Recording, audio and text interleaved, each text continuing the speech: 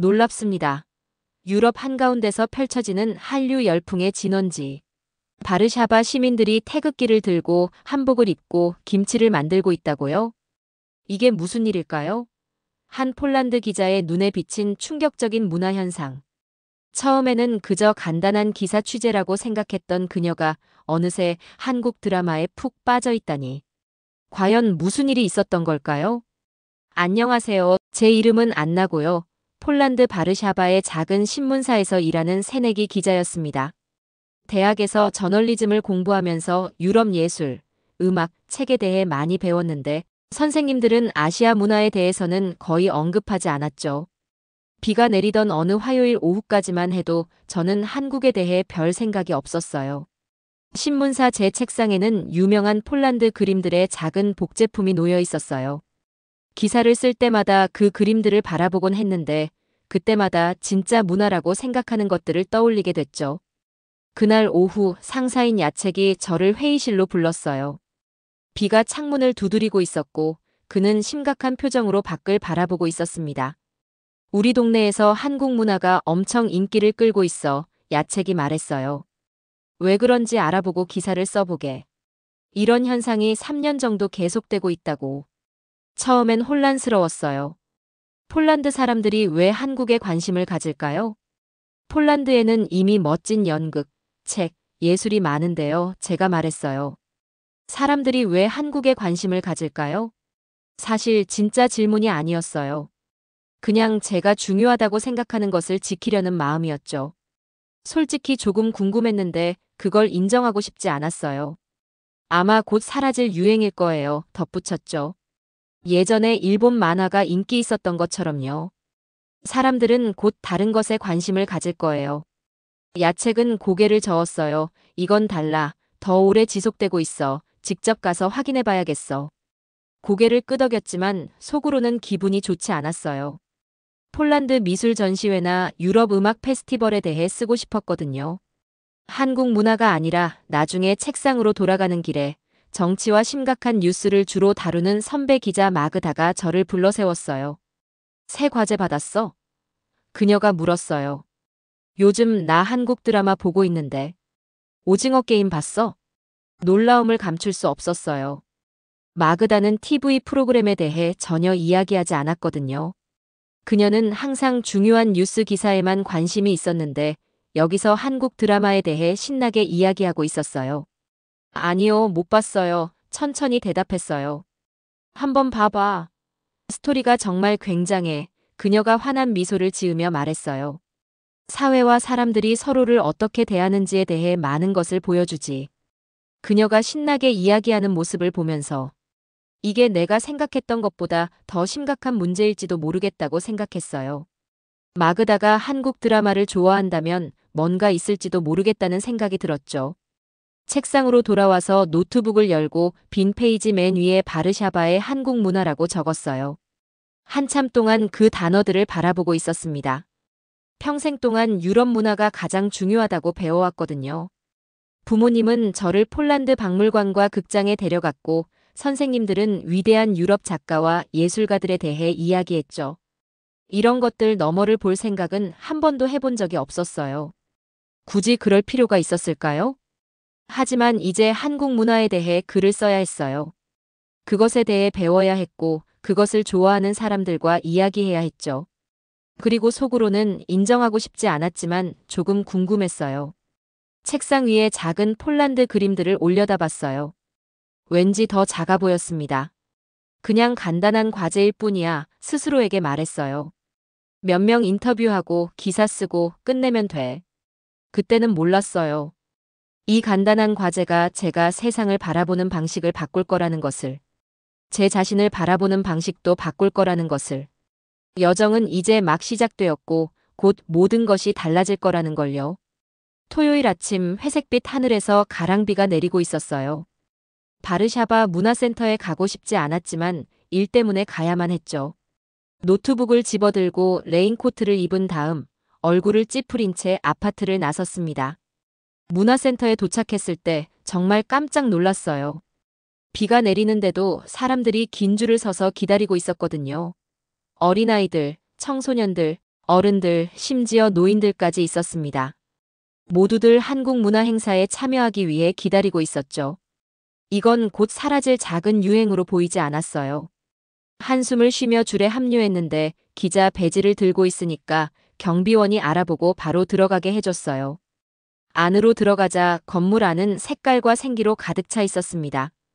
테이블마다 한국 음식, 예술 작품, 옷들이 전시돼 있었고 스피커에서는 음악이 흘러나오고 있었어요. 공기 중에는 제가 한 번도 맡아본 적 없는 향신료 냄새가 퍼져 있었습니다. 노트북을 들고 프로페셔널하게 보이려고 노력하며 돌아다녔어요. 한국 문화에 별로 관심이 없다는 걸 아무도 알아채지 않았으면 했죠. 그냥 일을 하러 왔고 이 기사를 빨리 끝내려고 했을 뿐이었으니까요. 제가 처음 대화를 나눈 사람은 바르바라라는 노부인이었어요. 은발이 나셨고 한복이라는 아름답고 색깔이 화려한 한국 전통 옷을 입고 계셨죠. 천천히 음악에 맞춰 춤을 추고 계셨는데 소매를 부드러운 물결처럼 움직이고 있었습니다. 춤을 마치신 후에 노부인은 제게 손을 보여주셨어요. 손이 빨갛게 물들어 있었습니다. 내 손 좀 봐요. 환한 미소를 지으며 말씀하셨어요.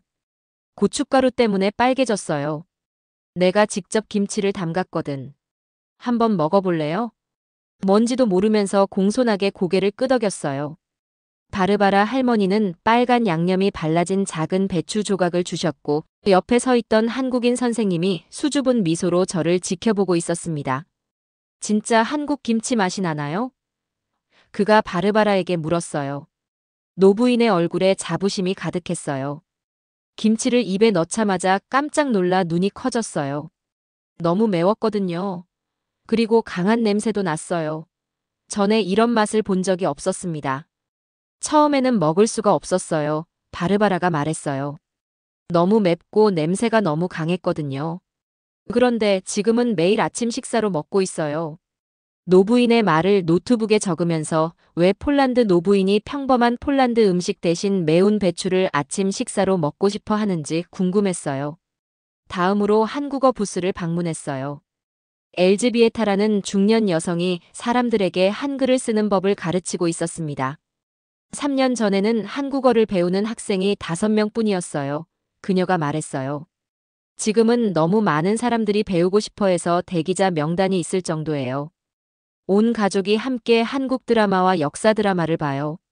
남편은 예전에 그녀의 한국 드라마 취미를 비웃었다고 했어요. 하지만 지금은 그도 함께 보면서 한국 이야기에 담긴 메시지에 대해 이야기한다고 했죠. 이 내용을 적으면서 혼란스러웠어요. 우리는 이미 훌륭한 폴란드 이야기와 역사가 있는데 왜 한국 것을 배워야 하지? 속으로 생각했죠. 그날 아침 마지막 인터뷰는 바르샤바 대학의 드미트리 교수님과 함께였어요. 한국학을 가르치시는 분이었고 한국 책과 지도로 가득 찬 작은 연구실을 갖고 계셨습니다. 10년 전에는 매년 약 5명의 학생들만 한국어를 공부하고 싶어 했어요. 교수님이 설명했어요. 지금은 100명이 넘는 학생들이 지원해요. 그들은 정이나 눈치 같은 폴란드어에는 없는 단어들을 배우고 싶어 해요. 이런 단어들은 한국인들이 세상을 어떻게 보는지 알려주죠. 안토니나라는 학생이 교수님 말씀을 들으며 고개를 끄덕이고 있었어요. 한국어를 배우면서 제 감정을 더 잘 이해하게 됐어요. 그녀가 조용히 말했어요. 언어는 단지 대화를 위한 것이 아니에요. 그 안에는 온전한 문화가 담겨 있어요. 그날 오후 집으로 걸어가는 길에 노트북은 인용구와 관찰 내용으로 가득 찼지만 머릿속은 질문으로 가득했어요. 이 사람들은 단순히 유행을 따르는 게 아니었어요. 한국 문화에서 의미 있는 뭔가를 발견한 것 같았죠. 비 내리는 하늘을 올려다보며 얼굴을 찌푸렸어요. 생각했던 것보다 이 기사를 쓰기가 더 어려울 것 같았습니다. 몇 주 동안 저는 계속 연구를 이어나갔어요. 더 많은 한국 행사를 방문하고 더 많은 사람들과 대화를 나눴죠. 그러다 보니 제 안에서 이상한 일이 서서히 일어나고 있었습니다. 제 자신의 제가 가진 감정에 대해 혼란스러워졌거든요. 한국 이야기가 재미있었어요. 등장인물들이 진짜 같았고 강렬한 감정을 보여줘서 저도 그들에게 관심이 생겼죠. 그런데 곧 이런 생각이 들었어요. 내가 왜 이걸 즐기고 있지? 우리 폴란드에도 좋은 이야기가 많은데? 바르샤바 곳곳에 한국적인 것들이 나타나는 걸 발견했어요. 달콤한 빵을 파는 한국식 베이커리가 생겼고 사람들은 태극기 심볼이 있는 가방을 들고 다녔죠. 새로운 상점들은 한국 페이스크림과 화장품을 팔고 있었어요. 소수의 사람들만 한국에 관심이 있는 게 아니었어요. 정말 모든 곳에 있었습니다. 어느 오후 특별한 수업을 위해 한국문화원을 방문했어요.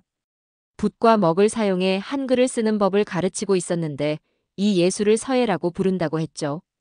처음에는 그냥 지켜보면서 기사를 위해 메모하려고만 했어요.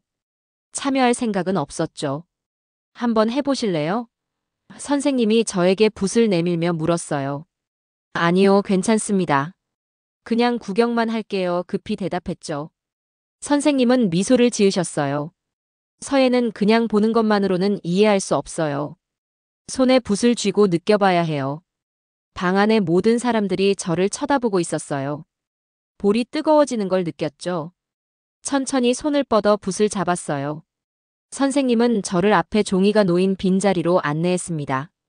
오늘은 사랑이라는 한국어 단어를 쓸 거예요. 선생님이 말씀하셨어요. 큰 칠판에 한글 글자 쓰는 법을 보여주셨는데 그 모양은 단순하면서도 아름다웠어요. 제가 알고 있던 글자와는 달랐죠. 각 글자는 퍼즐처럼 맞춰진 작은 부분들로 이루어져 있었어요. 붓에 검은 먹을 찍었어요. 손이 약간 떨리고 있었죠. 붓이 종이에 닿자먹이 검은 선으로 퍼져나갔어요. 선생님의 예시를 따라 조심스럽게 붓을 움직이며 따라 써봤습니다. 쓰는 동안 선생님은 한글에 대해 설명해 주셨어요. 한글은 약 600년 전에 세종대왕께서 만드셨어요. 부자들뿐만 아니라 모든 사람들이 읽고 쓸 수 있기를 바라셨죠. 각 글자는 소리를 낼 때 입이 어떻게 움직이는지 보여줘요. 사랑이라는 단어를 다 썼어요. 선생님의 예시만큼 잘 나오진 않았지만 뿌듯했어요. 선생님이 교실을 돌아다니며 모두의 작품을 살펴보셨고 제 작품에 오셨을 때 미소를 지으셨어요. 처음 시도치고는 아주 좋아요. 선생님이 말씀하셨어요. 모두가 박수를 쳤고 가슴속에 따뜻한 기분이 느껴졌어요. 처음으로 한국 문화를 그냥 지켜보는 게 아니라 그 일부가 됐죠.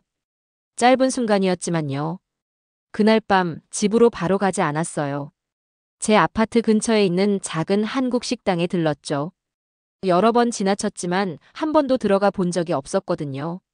이제는 시도해 볼 만큼 용기가 생겼어요. 식당은 작았지만 아늑했고 나무 테이블과 부드러운 음악이 흐르고 있었어요. 주인이 미소로 저를 맞이해 주셨죠. 처음 오셨나요? 메뉴를 주시면서 물어보셨어요. 네, 솔직히 대답했어요. 뭐가 좋을까요? 주인은 비빔밥이라는 음식을 추천해 주셨어요. 뜨거운, 뭐랄까, 돌그릇에 담긴 밥 위에 여러 가지 채소와 고기, 그리고 매운 빨간 소스가 올라간 음식이었죠. 음식이 나왔을 때 색상이 정말 아름다웠어요. 초록색 시금치, 주황색 당근, 갈색 고기, 노란색 계란, 그리고 하얀 밥까지. 주인은 모든 재료를 어떻게 섞는지 보여주셨어요. 저어주니까 돌그릇에서 긁히는 소리가 났어요. 매운 소스가 밥 전체에 퍼지면서 살짝 빨간색으로 변했죠. 첫 입을 먹어봤는데 맛이 놀라웠어요. 어떤 부분은 달고 또 어떤 부분은 매웠죠. 바삭한 것도 있고 부드러운 것도 있었어요. 모든 것이 다른 맛이었지만 함께하니 뭔가 멋진 것을 만들어냈어요. 먹으면서 제가 배우고 있는 것에 대해 생각했어요. 아마도 문화라는 건 이 비빔밥과 같은 것인지도 몰라요. 각 부분은 자기만의 맛을 유지하지만 함께하면 새롭고 특별한 무언가를 만들어내죠. 이 과제를 시작한 이후 처음으로 짜증이 아니라 설렘을 느꼈어요. 더 많이 배우고 싶었고 이해하고 싶었죠. 제 안에서 뭔가가 변하고 있었어요. 마치 전에는 존재하는지도 몰랐던 방으로 가는 문이 천천히 열리는 것 같았습니다. 서예 수업 이후 몇 주 동안 제가 전혀 예상하지 못했던 일을 하기 시작했어요. 매일 밤 한국 드라마와 다큐멘터리를 보기 시작한 거죠. 제 작은 아파트는 제가 이해할 수 없는 언어 소리로 가득 찼지만 어쩐지 그 이야기들이 제 마음에 와닿고 있었습니다. 어느 날 밤 어려운 시기에 한국을 그린 사극을 보고 있었어요. 이야기 속 사람들은 전쟁과 이별을 겪고 있었죠. 그들은 집과 가족을 잃었어요. 하지만 포기하지 않았어요. 함께 머물며 서로를 도왔죠. 보는 동안 눈물이 고이고 있었어요. 그 이야기가 폴란드의 아픈 역사를 떠올리게 했거든요. 할아버지는 자주 제게 2차 세계대전과 그 이후의 힘든 시간 동안의 폴란드 이야기를 들려주셨죠. 우리나라도 분단됐었고 우리 민족도 고통받았지만 강하게 버텼어요. 문득 깨달았어요. 한국과 폴란드는 뭔가 특별한 것을 공유하고 있었어요. 고통의 역사이지만 동시에 강인함과 희망의 역사도요. 이런 연결점이 저를 놀라게 했습니다. 다음 날 직장에서 기사를 쓰기 시작했어요. 평소에는 차갑고 전문적인 방식으로 글을 썼는데 이번에는 마음을 담아 썼죠. 제가 본 것, 맛본 것, 그리고 그것이 저를 어떻게 느끼게 했는지 묘사했어요. 편집장 야책은 즉시 그 차이를 알아챘습니다. 이건 내 평소 글과는 다르게 들리는데, 안나, 초안을 보며 그가 말했어요. 알아요, 대답했어요. 이것이 저에게 어떤 영향을 미쳤는지 공유하지 않고는 이에 대해 쓸 수 없어요. 그는 눈썹을 치켜 올렸지만 말다툼하지 않았어요. 몇몇 동료들은 제 새로운 관심사에 대해 놀리곤 했어요. 저를 한국 전문가라고 부르며 이제 한국어도 배우냐고 물었죠. 그들의 말이 가끔 아프게 했지만 저를 멈추게 하진 않았어요. 마그다는 제 동맹이 됐어요. 한국 간식을 가져다 주고 볼만한 새 프로그램을 추천해줬죠. 함께 점심을 먹으며 우리 둘 다 즐기는 이야기에 대해 얘기하기 시작했어요. 가장 큰 시험은 어느 일요일 가족을 저녁 식사에 초대했을 때 왔어요. 아버지는 대학에서 역사를 가르치셨는데 유럽 역사와 예술에만 관심이 있으셨죠. 어머니는 전통 폴란드 요리를 좋아하셨고요. 그들은 제 새로운 관심사에 대해 뭐라고 생각할까요? 온종일 한국 음식을 준비했어요. 불고기, 달콤한 소스로 요리한 얇게 썬 쇠고기를 만들었죠. 반찬이라 불리는 여러 가지 곁들임 요리도 준비했어요. 심지어 한국 가게에서 김치도 샀답니다. 부모님이 도착하셨을 때 아버지는 놀란 표정으로 식탁을 바라보셨어요. 우리의 일요일 로스트는 어디 갔니? 아버지가 물으셨어요. 새로운 걸 한번 먹어보셨으면 해서요. 긴장하며 말했어요. 아버지는 어색하게 금속 젓가락을 집어들었어요. 의심스러운 눈빛으로 음식을 바라보고 계셨죠. 우리는 우리만의 전통이 있잖니 조용히 말씀하셨어요. 알아요, 대답했어요. 하지만 다른 전통에 대해 배우는 것도 좋지 않을까요? 아버지는 대답하지 않으셨어요. 하지만 불고기를 한 입 드신 후 표정이 부드러워지셨죠. 식사가 끝날 무렵 한국 역사에 대해 질문하고 계셨어요. 어머니는 심지어 김치 레시피도 물어보셨고요. 그 주에 한국 영화를 상영하는 노인복지센터를 방문했어요. 방은 많은 노인들로 가득 차 있었는데 대부분 제 조부모님과 비슷한 연세였죠. 영화가 상영되는 동안 그분들의 얼굴을 지켜봤어요. 눈물 흘리는 분들도 계셨고 마치 등장인물들의 감정을 정확히 이해한다는 듯이 고개를 끄덕이는 분들도 계셨어요. 영화가 끝난 후 하얀 머리의 한 노부인이 제 손을 잡으셨어요. 언어는 다르지만 그녀가 말씀하셨어요. 사람들의 마음은 어디서나 같아. 그 말씀이 제 마음에 깊이 남았어요. 진짜 적은 다른 사람들의 비판이 아니라는 걸 깨달았죠. 진짜 적은 제 안에 있었던 거예요. 제 다친 마음, 새로운 것에 대한 제 두려움이었죠. 마침내 기사를 완성했을 때 바르샤바에 피어나는 작은 한국이라는 제목을 붙였어요. 두근거리는 마음으로 야책에게 건넸죠. 그는 어떻게 생각할까요? 천천히 읽어내려갔어요. 처음에는 제목을 보고 고개를 갸웃거렸죠. 하지만 계속 읽어내려가면서 고개를 끄덕이기 시작했어요. 다 읽고 나서 눈에 새로운 존중의 빛을 담고 저를 올려다봤어요. 이건 내가 지금까지 쓴 것 중 최고의 작품이야, 안나, 그가 말했어요. 미소를 지었어요. 가슴속에 따뜻한 느낌이 퍼지고 있었죠. 이 기사는 더 이상 한국 문화에 관한 것만이 아니었어요. 새로운 경험에 마음을 여는 것에 관한 글이었죠. 전혀 예상치 못했던 연결점을 찾는 것에 관한 글이었고요. 그리고 저 자신의 여정, 거부에서 이해로 나아가는 여정에 관한 글이었습니다. 제 기사가 신문에 실렸을 때 놀라운 일이 벌어졌어요. 사람들이 정말 좋아했거든요. 신문사는 그 어느 때보다 많은 편지를 받았습니다. 독자들은 전화를 걸어 자신들이 한국 문화를 발견한 이야기를 나누기도 했고요. 심지어 한국 대사관에서도 감사 편지를 보내왔어요. 당신의 기사는 문화 교류가 진정으로 무엇을 의미하는지 사람들이 이해하도록 도와주었습니다. 편지에 적혀 있었어요. 우리의 문화를 공유함으로써 우리 모두는 새로운 방식으로 우리 자신을 바라보는 법을 배웁니다. 지역 TV 방송국에서 제 기사에 대해 이야기해달라고 요청했어요. 밝은 스튜디오에 앉아 조명이 저를 비추고 있었죠. 진행자는 왜 한국 문화가 폴란드에서 이렇게 인기를 얻게 되었는지 물었어요. 한국 문화는 옛것과 새것의 균형을 어떻게 맞추는지 보여줘요. 설명했습니다. 전통을 존중하면서도 모두가 즐길 수 있는 현대적인 것들을 만들어내죠.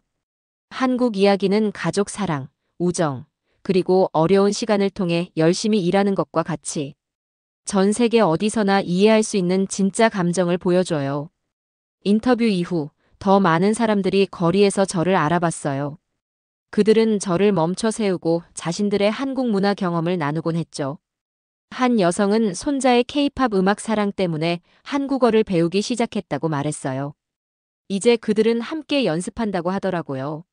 집에서는 정기적으로 한국 음식을 요리하기 시작했어요. 처음에는 그렇게 확신이 없으셨던 아버지도 이제는 방문하실 때마다 불고기를 요청하셨죠. 어머니는 김치 담그는 법을 배우고 거기에 폴란드식 변화를 더하셨어요. 우리 가족 저녁 식사는 폴란드와 한국 요리의 조합이 되었답니다. 어느 저녁 다시 노인복지센터를 찾았어요. 또 다른 한국 영화를 상영하고 있었는데 방은 전보다 훨씬 더 붐비고 있었어요. 어르신들이 화면 속 등장인물들과 함께 웃고 울며 즐기는 모습을 지켜봤어요. 영화가 끝난 후 그들은 이야기가 어떻게 자신들의 삶을 떠올리게 했는지 얘기를 나눴죠. 전쟁을 겪으셨던 한 노인분이 말씀하셨어요. 이 한국 이야기들은 고통과 희망을 이해해 우리 폴란드 사람들처럼 말이야. 그날 밤 큰 결정을 내렸어요. 직접 한국에 가보기로 한 거예요. 이제 사랑하게 된 문화를 만든 나라를 직접 보고 싶었어요. 지금까지 화면으로만 봤던 사람들을 만나고 그 거리를 걷고 싶었죠. 가을로 비행기 표를 예약했어요. 확인 이메일을 보며 가슴이 설렘으로 뛰고 있었습니다. 3개월 전만 해도 이런 일을 상상도 못했을 텐데 이제는 하루빨리 가고 싶어 견딜 수가 없었어요. 직장에서 야책에게 새로운 아이디어를 제안했어요. 한국에 사는 폴란드 사람들과 폴란드 문화를 사랑하는 한국인들에 대해 쓰고 싶어요. 말했죠. 문화 교류는 양방향으로 작용하니까요. 그는 미소를 지으며 즉시 아이디어를 승인해 주었어요. 여행 준비를 하면서 폴란드를 대표하는 선물들을 꾸렸어요. 호박 보석, 전통종이 공예품, 그리고 한국어로 번역된 폴란드 역사책들이었죠. 다른 이들이 저와 자신들의 문화를 나눴던 것처럼 저도 제 문화를 나누고 싶었거든요. 여행 전날 밤 거울 앞에 서 있었어요. 거울 속에 비친 사람은 변해 있었죠. 제 눈은 이제 세상을 다르게 바라보고 있었고 마음은 더 넓어져 있었습니다. 야책이 처음 이 과제를 줬을 때 얼마나 짜증냈었는지 기억났어요. 그때는 왜 하필 한국이냐고요? 라고 물었었죠. 이제는 왜 내가 이미 알고 있는 건 너머를 보는데 그렇게 오래 기다렸을까? 라고 궁금해하고 있었어요. 여행 가방이 문 옆에 준비돼 있었어요. 그 안에는 옷, 카메라, 노트북, 그리고 가장 중요한 것, 열린 마음이 담겨 있었죠. 내일이면 한때는 너무 낯설게 느껴졌지만 이제는 어쩐지 친숙하게 느껴지는 나라로 향하는 비행기에 오를 거예요. 오늘도 바르샤바의 거리에서는 한국 노래가 울려 퍼지고 김치와 불고기의 향기가 퍼지며 한글의 아름다운 곡선이 빛나고 있습니다. 예전에는 서로 먼 나라로만 여겨졌던 폴란드와 한국이 이제는 서로의 마음을 나누는 친구가 되었어요. 안나의 여정처럼 우리 모두는 새로운 문화를 만날 때마다 조금씩 더 성장하고 있는지도 모릅니다. 서로 다른 문화가 만나 피워내는 아름다운 꽃, 그것이야말로 진정한 세계화의 모습이 아닐까요? 오늘 이야기는 어떠셨나요? 구독, 좋아요는 큰 힘이 됩니다. 내일은 더 재미있는 이야기로 찾아오겠습니다. 감사합니다.